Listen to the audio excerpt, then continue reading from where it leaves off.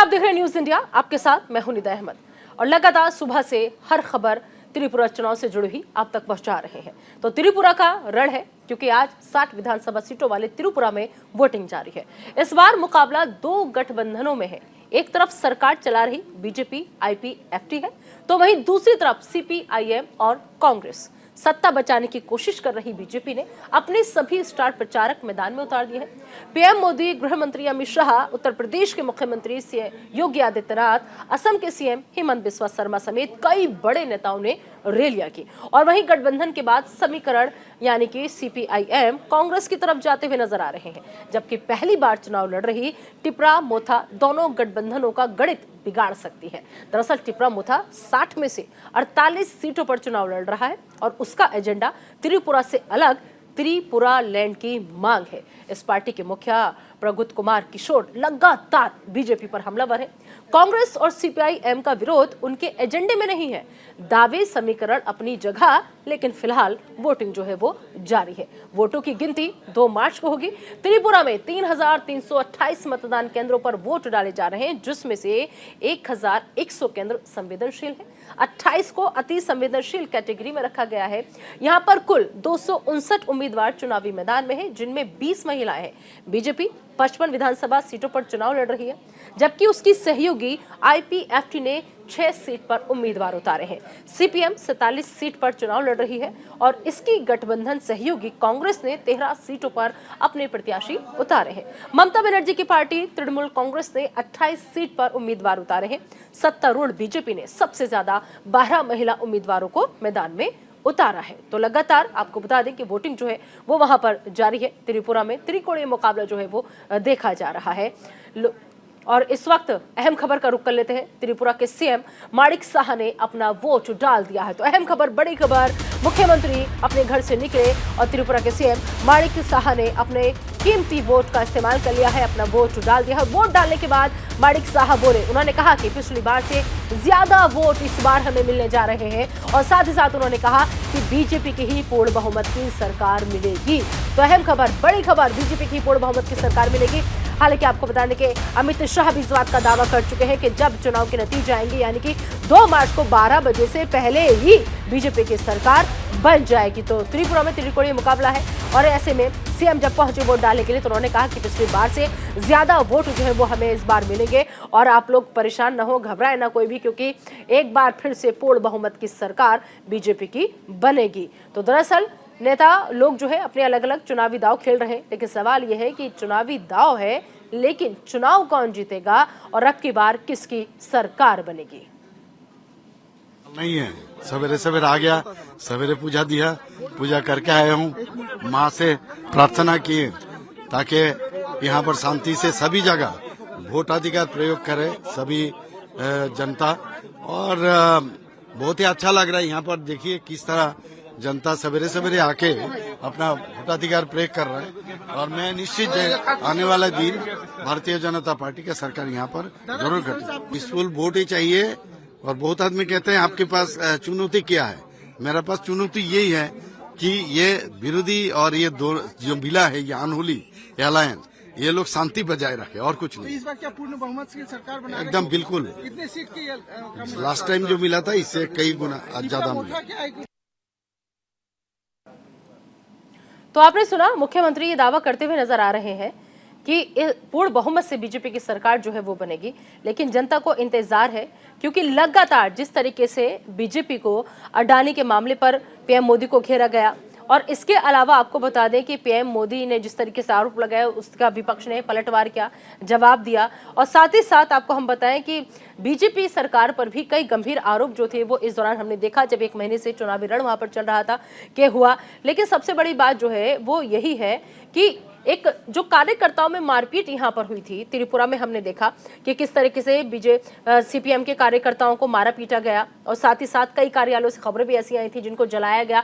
ये फिलहाल 5 तस्वीरें आप देखिए, उसके बाद आगे हम त्रिपुरा पर बातचीत करेंगे कि किस तरीके से यहाँ पर 60 विधानसभा सीटों पर वोटिंग जो है वो जारी है। पहली तस्वीर में आप देखिए तमाम जो मतदाता है वो पहुंच रहे हैं मतदान केंद्र के अंदर की तस्वीरें, जहां पर अपने मत का इस्तेमाल कर रहे हैं। इसके अलावा दूसरी तस्वीर में आप देखिए कि महिलाओं में भी खासा उत्साह जो है वो देखा जा रहा है, खासा जोश महिलाओं में देखा जा रहा है, क्योंकि तमाम महिलाएं सुबह सुबह लंबी लंबी कतारों में खड़ी हुई नजर आ रही हैं मतदान केंद्रों के बाहर। और तीसरी तस्वीर में आप देखिए कि सुरक्षा के पुख्ता इंतजाम यहां पर किए गए हैं, सुरक्षा के लिहाज से इंतजाम यहां पर दिख रहे हैं। इसके अलावा आप देखिए साइड में कि बुजुर्ग जो लोग हैं उनमें भी वोटिंग का उत्साह देखा जा रहा है, तमाम बुजुर्ग पहुंच रहे हैं। साथ ही साथ बीच में आप देखिए कि कैसे वोटर्स की लंबी कतार जो है वो लग रही है। तो त्रिपुरा का रण है, चलिए इसको समझने के लिए दो मेहमान हमारे साथ जुड़ चुके हैं, उनका तारुफ मैं सबसे पहले आपसे करा देती हूँ।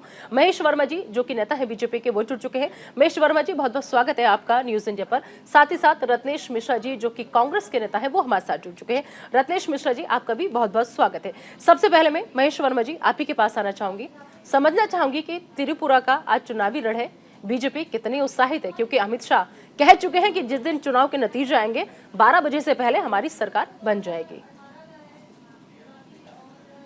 निश्चित रूप से ये जो आत्मविश्वास हमारे अंदर है, तो कारण सिर्फ ये नहीं है कि हम कहीं राजनीतिक गठजोड़ किए हुए हैं या हम कहीं कोई किसी अवसर को ढूंढते हुए जो है इस चुनाव में घुसे हैं, या हम किसी सत्ता के भूख या सत्ता के एक जो इस तरह से भय, भूख और भ्रष्टाचार त्रिपुरा में पिछले 25 साल में देखा गया कम्युनिस्ट सरकार में, और एक दूसरे की गाली देने वाले, एक दूसरे के खिलाफ जो है आरोप लगाने वाले जब आज कहीं गलबहिया करके चुनाव लड़ रहे हैं, तो निश्चित रूप से उसका लाभ हमें भारतीय जनता पार्टी को लाभ जो है त्रिपुरा में निश्चित रूप से मिलेगा। और ये लड़ाई जो है आप मान के चलिए कि 25 बनाम 5 की है। 25 साल का वो कुशासन और 5 साल का सुशासन के ऊपर जो है कहीं मोहर लगाएगी त्रिपुरा की जनता। और जो भारतीय जनता पार्टी के राष्ट्रीय अध्यक्ष जी ने जो बात कही, उसके पीछे अगर उनका कहने का आशय इतना ही है कि अगर हमारी जीत यहाँ सुनिश्चित है, तो उसका कारण यह है कि त्रिपुरा की जनता जो है अपने विकास के लिए, अपने भविष्य के लिए कहीं यहाँ पे आज अपना मतदान करेगी, और उस मतदान के जरिए ये साबित कर देगी कि देश में खुशहाली के लिए भारतीय जनता पार्टी क्यों आवश्यक। ठीक, बिल्कुल महेश वर्मा जी। रत्नेश मिश्रा को जरा स्क्रीन पर लेकर आइए, कांग्रेस के नेता है। रत्नेश मिश्रा जी, बीजेपी का तो आत्मविश्वास ये कह रहा है कि जब नतीजे आएंगे तो 12 बजे से पहले हमारी सरकार बन जाएगी, लेकिन जो कांग्रेस है वो इसे ओवर कॉन्फिडेंस करार दे रही है। तो आपके अगर आत्मविश्वास की बात करें तो कांग्रेस का आत्मविश्वास क्या कह रहा है, क्या होगा 2 तारीख को जब नतीजे आएंगे? देखिए निदा जी, एक लोकतांत्रिक व्यवस्था में देश और देश के जो चुनाव होते हैं उसमें जो चुनावी वोटर होता है वो इस बात का निर्णय करता है कि कौन सत्ता में आएगा और कौन नहीं आएगा। हर एक राजनीतिक दल इस बात की क्या कहते हैं, दावे करते हैं कि हम सत्ता में आ रहे हैं। मैं भारतीय जनता पार्टी के स्टार प्रचारक थे हमारे माननीय गृह मंत्री जी, संसद का सदन छोड़कर वो त्रिपुरा में प्रचार करने गए थे, तो मैं उनको सुन रहा था। तो उन्होंने कहा कि मैं इसलिए प्रचार करने आया हूँ ताकि 5 साल में जो त्रिपुरा की सरकार ने काम किया वो आप तक पहुंचा सके। मतलब 5 साल तक त्रिपुरा की सरकार ने काम किया, वो काम जनता तक खुद से नहीं पहुंचा। उसको पहुंचाने के लिए देश के गृह मंत्री को आके प्रचार करना पड़ता है। तो जो काम जनता तक पहुंचा ही नहीं निदा जी, उसका प्रचार करने का क्या फायदा होगा? क्योंकि अगर काम जनता तक पहुंच गया तो फिर इतना बड़ा बड़ा प्रचार करने की आवश्यकता नहीं है।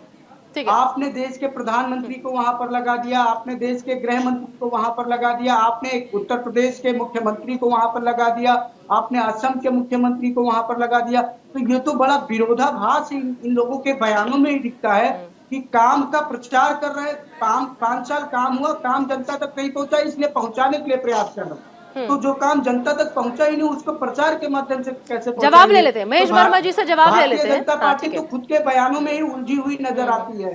जवाब ले लेते हैं महेश वर्मा जी से, जवाब लेते हैं। लेकिन रत्नेश मिश्रा जी, मैं यहाँ पर एक चीज ऐड करना चाहूंगी। रत्नेश मिश्रा जी, एक चीज ऐड करना चाहूंगी, उसके बाद महेश जी से हम जवाब लेंगे।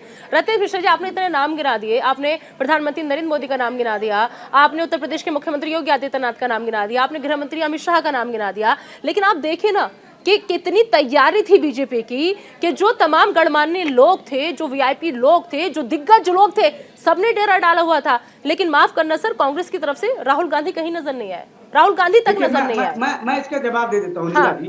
देखिए, जिनके अंदर डर होता है वो इतना हवाबाजी करते हैं। अगर काम किया है तो जनता तक पहुंचा होगा, और जो काम जनता तक पहुंचा उसके लिए इतना हवाबाजी करने की क्या आवश्यकता है भाई? हमने काम किया था तो हमने उतनी हवाबाजी नहीं की, हमने देश की जनता से सीधे इंटरेक्ट किया था, हमें हवाबाजी करने की आवश्यकता नहीं थी। हम तो सीधे जनता थे। देखिए, हम प्रचार पार्टी नहीं क्या है। काम किया था त्रिपुरा में? हम अच्छा काम सर करके एक दो काम जनता गिना तक दीजिए जरा, पहुंचाने वाली पार्टी है। एक दो काम गिना दीजिए क्या कह रही त्रिपुरा हैं? के।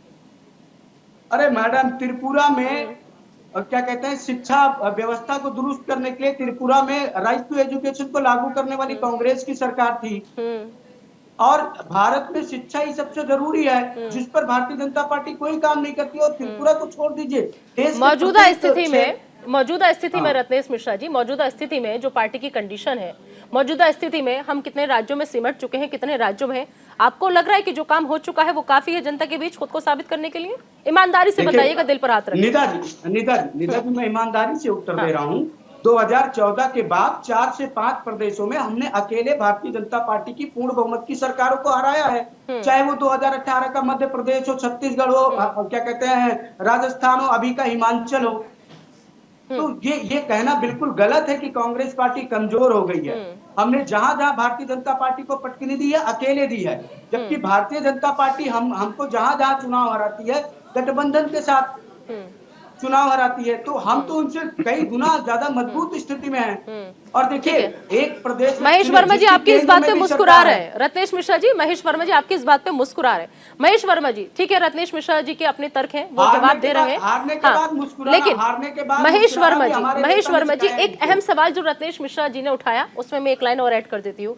देखिए, अगर आपने इतना ही काम किया है तो अब 5 साल बाद आपको याद आ रही है उस काम को जनता तक पहुंचाने की, जनता को समझाने की, क्योंकि अगर काम किया है तो काम तो ऑलरेडी जनता तक पहुंचा होगा ना। या हमें 5 साल बाद हमें लगा कि नहीं, जनता तक पहुंचा ही नहीं है, हमें ये सब पहुंचाना है, क्योंकि कांग्रेस लगातार ये कह रही है कि आपने काम ही नहीं किया। और अब ऐसे वक्त में आपने जो ऊपर लेवल के लोग थे सबको लगा दिया, सबको झकझोर दिया वहां पर कि आप जाइए और अब कमान संभालिए। क्या ऐसा है? क्या काम हुआ था अगर, तो जनता को विश्वास क्यों नहीं आप लोगों पर? और अगर नहीं हुआ था तो 5 साल बाद याद आई? नहीं, रत्नेश मिश्रा जी जो है अज्ञानतावश ये बात कह रहे हैं। अभी 2021 का जो स्थानीय निकाय का चुनाव है, हमारे काम पर कहीं मोहर लगी और वहां कांग्रेस पूरी तरह से हारी। 2021 की मैं बात कर रहा हूँ। हम आज 2023 में फरवरी में बैठ के आपकी स्टूडियो में बात कर रहे हैं। और 2021 में जो है, हमें पहले से विधानसभा में हमारे पास 51% मत था, और अब वो जो बढ़ के जो है लगभग 60 के आसपास चला गया। ये क्रिस्टल क्लियर है कि कहीं त्रिपुरा की जनता जो है वो अपना आशीर्वाद जो है भाजपा के साथ जो है इंटैक्ट रखी है। ये जो है, जो ये बात कह रहे हैं और जो इन चीजों को ये जो सीखी बघार रहे हैं कि भाई हमारे जो है कांग्रेस की जो रीति और नीति है और कांग्रेस की जो सोच है और भारतीय जनता पार्टी की जो सोच है वो विध्वंसक है, वो कहीं विकास को सपोर्ट नहीं करता, सहयोग नहीं करता। आपने सवाल किया ना कि एक काम आप गिना दीजिए त्रिपुरा में जो आपके संघर्ष से वहां की जनता को मिला हो या आपके शासन में रहते हुए वो मिला। आज हम कहने के लायक हैं, आज हम कहने की पोजीशन में हैं कि त्रिपुरा की जनता को हमने कहीं हॉस्पिटल दिया, कहीं सड़क दिया, कहीं उनको रोजगार दिया, कहीं उनको व्यवसाय दिया, कहीं उनको शिक्षा के मामले में कहीं संबल किया। आज हमारे त्रिपुरा के जो युवा है, बंधु से पूछ लीजिए जरा, 2-4 हॉस्पिटल्स के नाम बता दें, सक्षम हुए हैं। जरा महेश वर्मा जी, रत्नेश मिश्रा जी पूछ रहे हैं कि आपने इतने हॉस्पिटल्स की संख्या तो बता दी, नाम भी बता दीजिए जरा। किस जिले में खोले, नाम भी बता दीजिए, खोले, कहाँ खोले, डॉक्टरों की कितनी नियुक्तियां हैं? हाँ, मैं उनको यही बता दीजिए ना बंधु। सुन लीजिए, रत्नेश मिश्रा सुन लीजिए, जवाब दे रहे हैं। हाँ, वहाँ जो है एम्स की भी घोषणा की गई, उस पे काम चल रहा है। घोषणा की गई या बने, फर्क है, घोषणा की गई या फर्क है, आपने सही पूछा, फर्क है, शुरू हो चुका है। नहीं, काम शुरू हो चुका है, फर्क नहीं, घोषणा के साथ ही काम भी शुरू हुआ। त्रिपुरा में जो है वर्ल्ड लेवल की स्किल सेंटर, अरे वर्मा जी इतना बता दीजिए ना किस जिले में शुरू हुआ है? कहा जाता था कि भाई ये बॉर्डर एरिया है, यहाँ पे सड़कें नहीं बनाई जा सकती है। प्रधानमंत्री सड़क रोजगार योजना के तहत जो है पूरी तरह से जो है रोजगार का भी वहाँ कहीं ना भैया ये तो बता दीजिए किस जिले में वो एम्स सड़कें बन भी रहा बनाई है? गई और आज किस जिले में एम्स बन रहा है वर्मा जी, की राह पे जो है त्रिपुरा चल पड़ा है। आज वहाँ के जो सर्वे और जब मीडिया के लोग जाते हैं और युवाओं से बात करते हैं और पूछते हैं कि आपको कैसा लग रहा है, तो कहते हैं कि ये बदलाव लग रहा है। इसमें कहीं ना कहीं वो तुलना करते हैं कि हम 25 साल पहले जो 25 साल के कुशासन में जो वामपंथियों के कुशासन में उन्होंने जो पाया और जो भाजपा के 5 साल के शासन में पाया, उनको कहीं अंतर महसूस होता है। तो इस अंतर से साफ स्पष्ट है कि आप कहीं पे ठहरते नहीं। 1.5% आपको पिछली बार वोट मिला।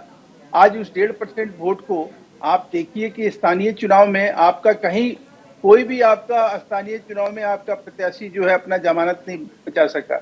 उसके बावजूद भी आप इस तरह से बात करेंगे। अब मैं इनकी बातों का जवाब दे। हाँ बिल्कुल दीजिए, ठीक है महेश वर्मा, हाँ ठीक है दीजिए महेश वर्मा जी, आप रत्नेश मिश्रा जी को सुन लीजिए। हाँ देखिए निदा जी, ये बार बार निकाय चुनाव की बात कर रहे हैं। आप भी जानते हैं, मैं भी जानता हूं, निकाय चुनाव सत्ताधारी दल जो इस पार्टी की सरकार होती है उसी के पक्ष में जाते हैं। आप किसी भी प्रदेश के निकाय चुनाव को देख लीजिए, 90% मामलों में ऐसा ही होता है।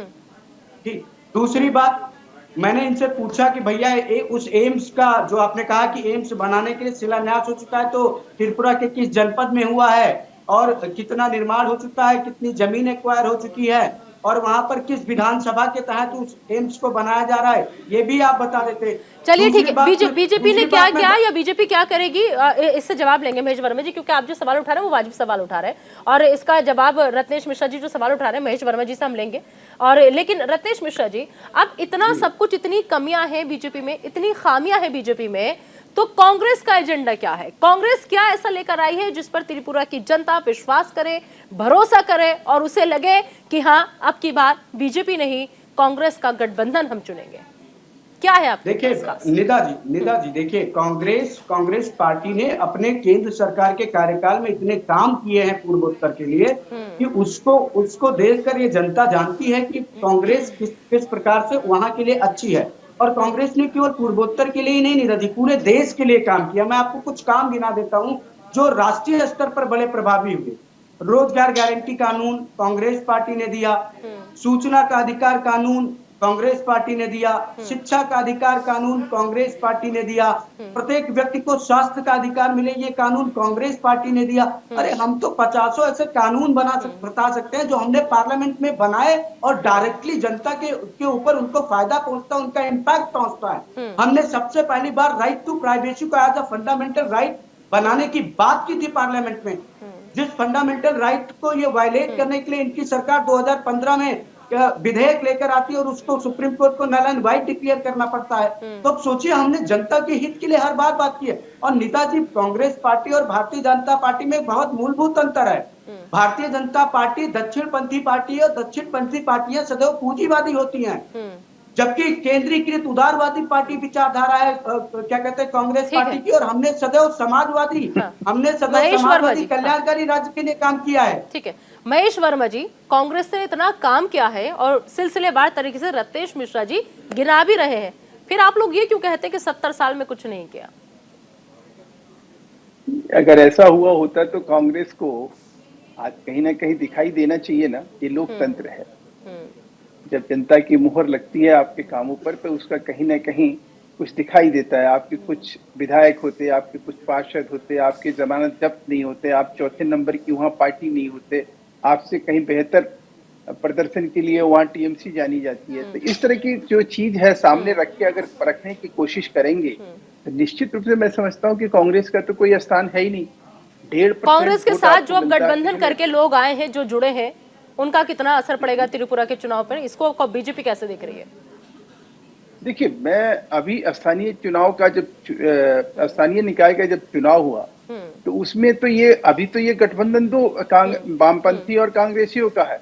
वो वहां पे तो सारे इकट्ठे थे, तो वो तो परीक्षा हो चुका है। वो कहीं ना कहीं उसका जो है परिणाम इनके सामने आ चुका है और उस दुष्परिणाम का जो दंश जो इन्होंने झेला है, इसलिए इन्होंने अपनी सारी उस नीति रीति और सिद्धांतों को एक खूंटी में टांग के। ठीक है, यहाँ पर मैं आपको रोकना चाहूंगी, मैं रोकना चाहूंगी। दरअसल अपडेट आ रही है, अपने दर्शकों तक पहुंचा दे। अपडेट यह है कि त्रिपुरा में विधानसभा के लिए मतदान जारी है, लेकिन 2 घंटे में 12.76% वोटिंग हो चुकी है। तो परसेंटेज पहली निकल कर आई है 2 घंटे की। सभी 60 सीटों पर मतदान जारी है, लेकिन आपको बता दें कि इस बीच 2 घंटे की अगर हम बात करें, क्योंकि अभी 2 घंटे 9:45 का करीब वक्त जो है वो हो रहा है, तो 2 घंटे में 12.76% वोटिंग अभी तक हो चुकी है। मतलब 12% जनता ने अपने मत का इस्तेमाल कर दिया है। सभी 60 सीटों पर मतदान लगातार लगातार जारी है, लगातार हर तस्वीरें वहां की आपको हम दिखा रहे हैं। लेकिन इस बीच जो अपडेट फिलहाल आया है कि 60 सीटों की लड़ाई पर जिसका जनादेश 2 मार्च को आएगा, 2 घंटे में 12% से ज्यादा लोगों ने अपने मत का इस्तेमाल कर लिया है।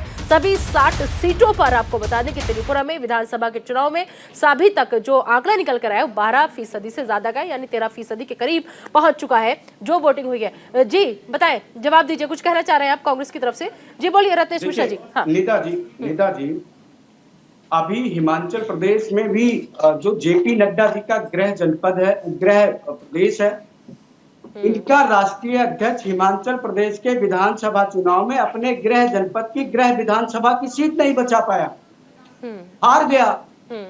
लेकिन रत्नेश मिश्रा जी, आप एक सीट का आकलन यहाँ पर कराएं, लेकिन अगर हम पूरे का नहीं सर गौर करने वाली बात है, गौर करने वाली बात है रत्नेश मिश्रा जी। अगर आप पूरे वोटिंग परसेंटेज पे जाएंगे, निदा जी मेरी बात तो कंप्लीट हो जाने दीजिए। ठीक है, बोलिए मेरी बात तो बोलिए। जेपी नड्डा अपने आप को विश्व की सबसे बड़ी पॉलिटिकल पार्टी कहने वाली पार्टी के राष्ट्रीय अध्यक्ष है, और वो अपनी गृह विधानसभा हार जाते हैं, तो कहीं ना कहीं दिखता है कि उनके घर के लोग ही उनसे खुश नहीं है। और हमारे यहाँ पूर्वांचल में एक कहावत है निदा जी कि जिसके घर में घर के लोग बैरी हो जाएं, वो बाहर कितना भी औरा बना ले, उसका कोई अस्तित्व नहीं रहता है। और मैं बार बार कह रहा हूं कि हिमाचल प्रदेश के चुनाव में भी इनके मुख्यमंत्री के नेतृत्व में इन्होंने खूब काम किया था, फिर क्यों चुनाव हार गए? ये 2018 में छत्तीसगढ़ में इनकी 15 सालों की सरकार चली गई, मध्य प्रदेश में इनकी 10 सालों की सरकार चली गई, राजस्थान में इनकी 5 सालों की सरकार चली गई, तो ये हारे भी तो। और ये मैं वो हारे तब बता रहा हूँ निदा जी, जब कहते हैं कि मोदी जी की तथाकथित सुनामी चल रही थी, और इनको सब जगहों पर कांग्रेस पार्टी ने अकेले हराया है। अभी आप पूरे के पूरे चुनावी कैंपेन को देख लीजिए, चाहे उत्तर प्रदेश के मुख्यमंत्री गए हो, चाहे प्रधानमंत्री जी गए हो, चाहे गृह मंत्री जी गए हो, सबने कांग्रेस पार्टी को टारगेट किया है। तो इनको सबसे बड़ा खतरा कांग्रेस पार्टी से, और ये बौखलाहट बता रही है, क्योंकि अडानी के साथ जो उन्होंने देश की अर्थव्यवस्था में घोटाला किया, उसको कांग्रेस ने मजबूती के साथ महेश वर्मा जी, अडानी मसला है, कैसा है, क्या लग रहा है आपको? इसका नुकसान झेलना पड़ेगा बीजेपी को जल्दी से? नहीं, ऐसा कुछ नहीं है। ये सब इनकी ऐसी दुष्प्रचार और प्रोपेगेंडा का हिस्सा है। ये कुछ मित्र मंडली मतलब दुष्प्रचार करके हमने एक प्रदेश में इनको चुनाव हरा दिया करती रहती है। कमाल है, कांग्रेस जो है वो अडानी मोदी को मित्र मंडली करार देती है, और आप जो है आप कांग्रेस को मित्र मंडली करार दे रहे हैं। रत्नेश मिश्रा जी, एक लाइन में बस त्रिपुरा की जनता के लिए कोई संदेश, एक लाइन में जल्दी से, वक्त कम है। देखिए मैं आपके चैनल के माध्यम से त्रिपुरा की जनता से निवेदन करना चाहूंगा कि आप निकलिए और ज्यादा से ज्यादा वोट करिए, क्योंकि 5 साल में आपको एक बार मौका मिलता है देश की और प्रदेश की सरकार की तानाशाही नीतियों के खिलाफ अपनी आवाज को मजबूत करने का, और सरकार को यह बताने का कि आप राजा नहीं, हमारे सेवक हैं, और ये भारत लोकतांत्रिक व्यवस्था वाला देश है। यहाँ किसी व्यक्ति की तानाशाही नहीं चल सकती, यहाँ किसी पार्टी की तानाशाही नहीं चल सकती। यहाँ अगर कोई राज करेगा तो देश और प्रदेश की ठीक है। महेश शर्मा जी, जल्दी से एक लाइन में त्रिपुरा की जनता के लिए कोई संदेश, एक लाइन में बस जल्दी से।